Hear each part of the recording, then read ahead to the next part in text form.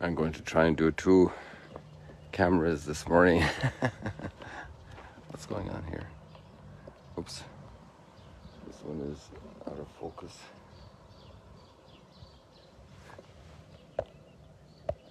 There we go. I had zoomed it in. I just want to catch these ducks for our friends in California.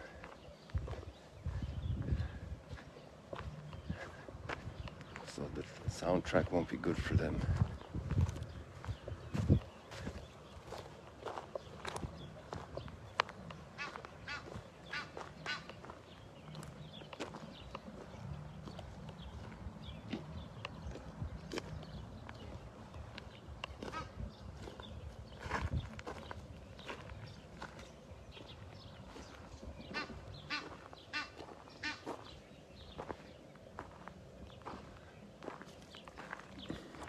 This chair will spoil that piece of the video as well, so that won't be good for them either.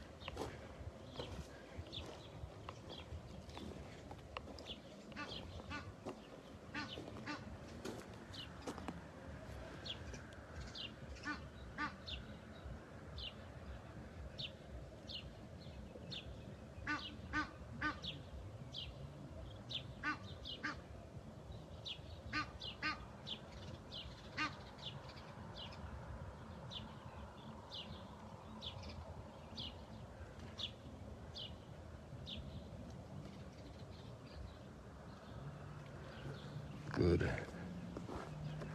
So we can just walk along here together a little bit, and then I'll probably turn off the other one for a while, or find a nice spot to park it.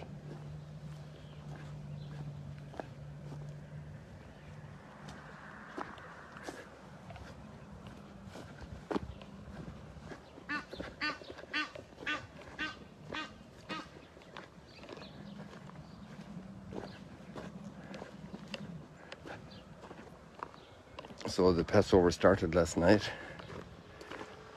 and amazingly, you know, they sent us the marking of it. On the 15th day of Nisan, the moon was full. It's a lunar calendar, so that's a guarantee.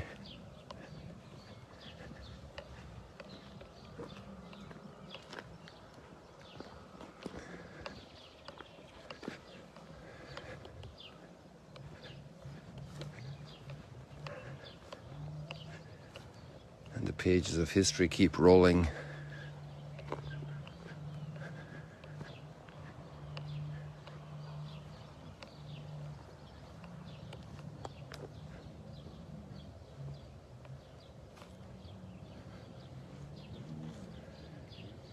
No, that won't work either with that line of boys there on the water. So I'll just say goodbye to the California people for now. And we'll focus on our own.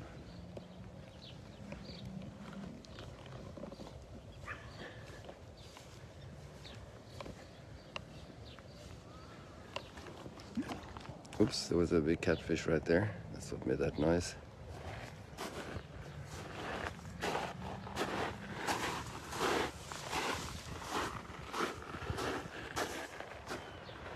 Little fish down here darting around. So our first reading today takes us to Antioch and to Cyprus. And another country is mentioned, or another place is mentioned, to Phoenicia. That could be up on the coast of Lebanon, present-day Lebanon. So it's interesting how moments of persecution, of difficulty, open up new horizons, new opportunities, new growth.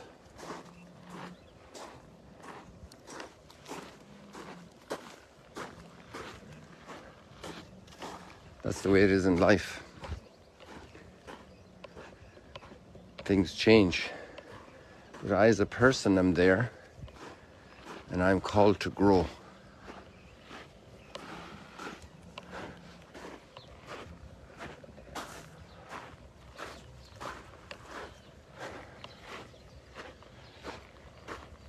my reactions. There's a nice little phrase that's catchy and so true. Is we make our decisions, but our decisions make us. So at the end of the day, the biggest product... What's going on here? Oh yeah, okay, good. I got confused for a second. Our decisions make us.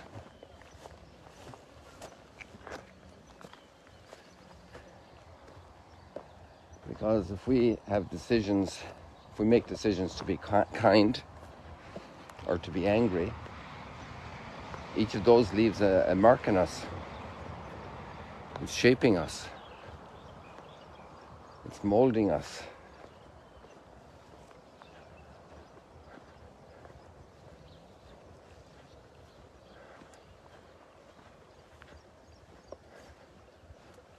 We make our decisions and our decisions make us. So in all the different types of circumstances of life,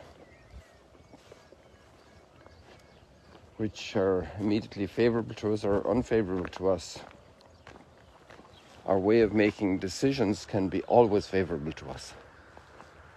If we make generous decisions, decisions that respect reason, that respect our faith. One of the concrete measures of that is if they respect the dignity of the other people around us. If we make decisions not to judge, not to be harsh,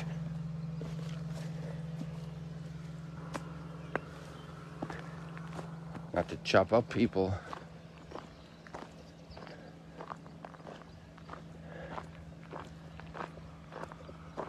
then we will become a stronger person, especially if we're going through adversity and we keep high ground.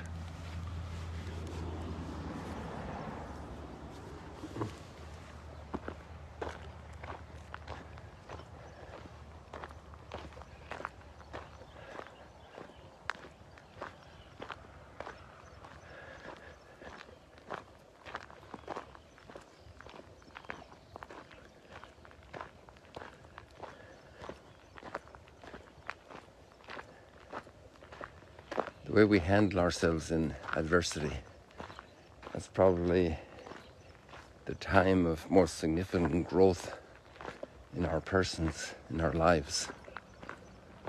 Marvelous growth.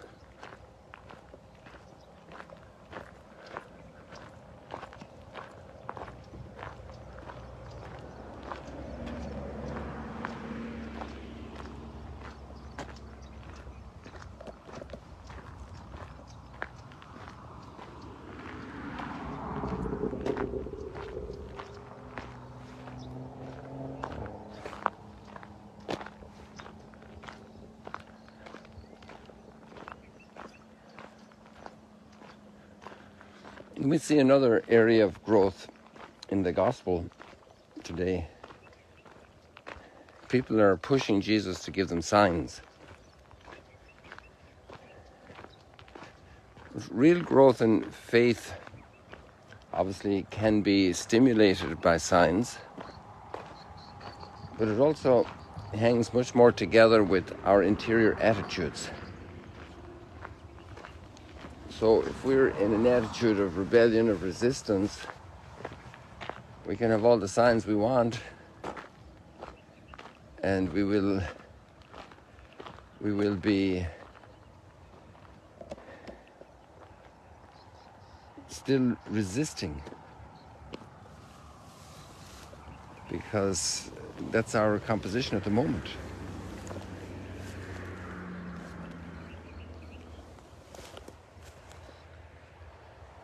Oh Lord. Just hold on there a second. I'm going to set up the other camera here on this rock and start it off. Excuse me.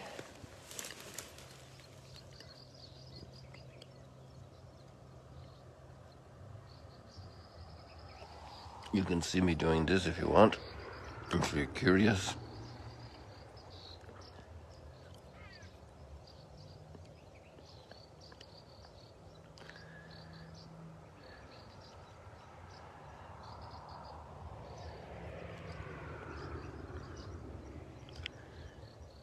I'm just trying to set it there out.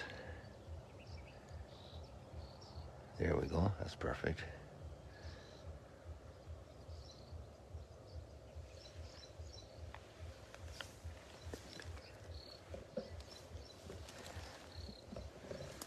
Isn't that lovely?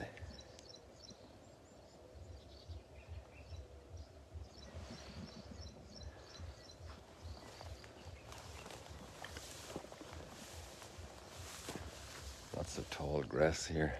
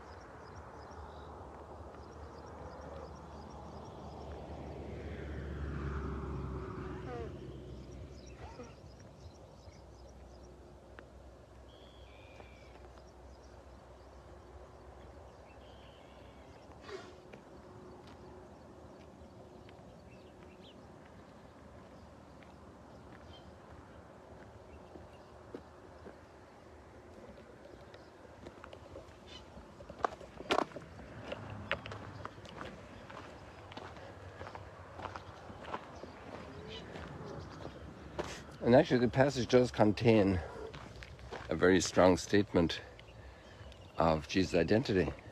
So they're asking him for signs. And the closing line is so powerful of the gospel. I let you discover it yourself.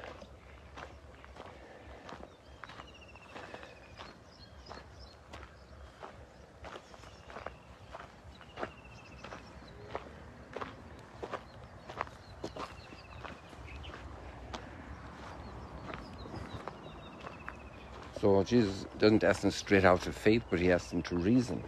He asks them to observe, to ponder. In our growth in faith, that's very important, to ponder.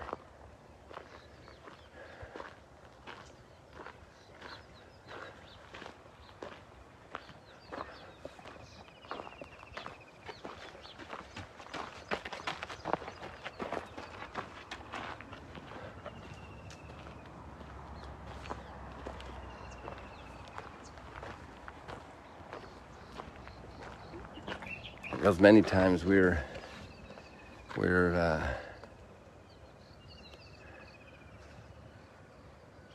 just stuck in our ways, and we are not ready for the change of entering into that relationship with God. We want to keep him at arm's distance.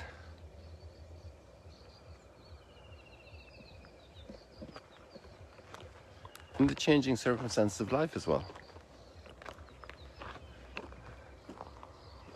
There are issues of trust, issues of detachment from things that we cherish.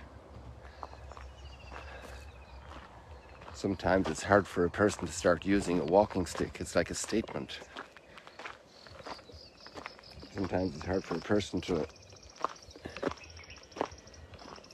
move out of home. College kid, an older young adult.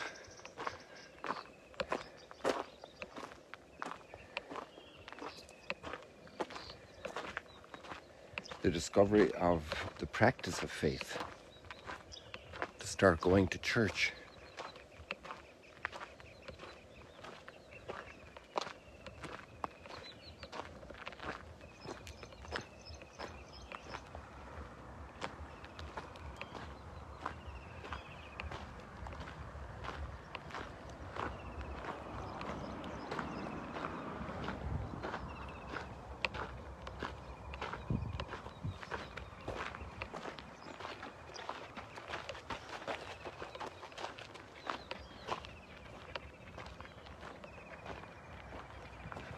big fish just jumped out there. We missed him.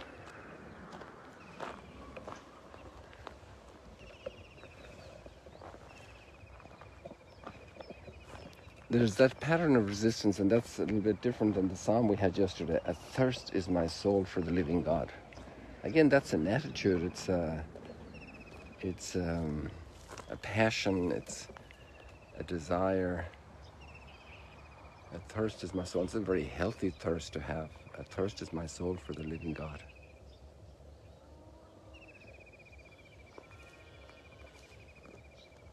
I love hearing the sound of calves calling out. And the cows calling out to the calves. I think we can see one up here.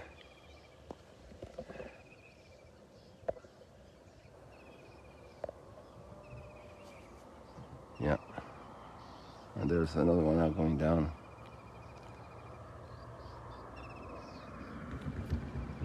The calf was just coming. Perfect timing for us. We saw it. So we leave it like that for today, people. May your soul be a thirst for the living God. And if it's struggling with faith, struggling with the relationship, that's not the end of the world, because there's the rest of the day. And there's, God willing, tomorrow. And the Lord has us in the palm of his hands. And has our friends, our family members, and the whole world, really. Despite all the chaos and all the mess. And really doesn't matter what the circumstances are, it matters how we're connecting, how we're deciding, how we're coming to our decisions, what's moving us. Because we can become very strong people in very difficult circumstances.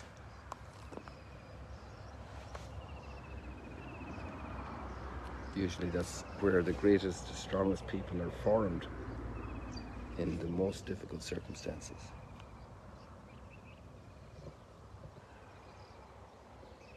And sometimes people don't even realize. And that's okay, because these are in the sanctuary of the heart between us and God. God bless you. See you later, alligators.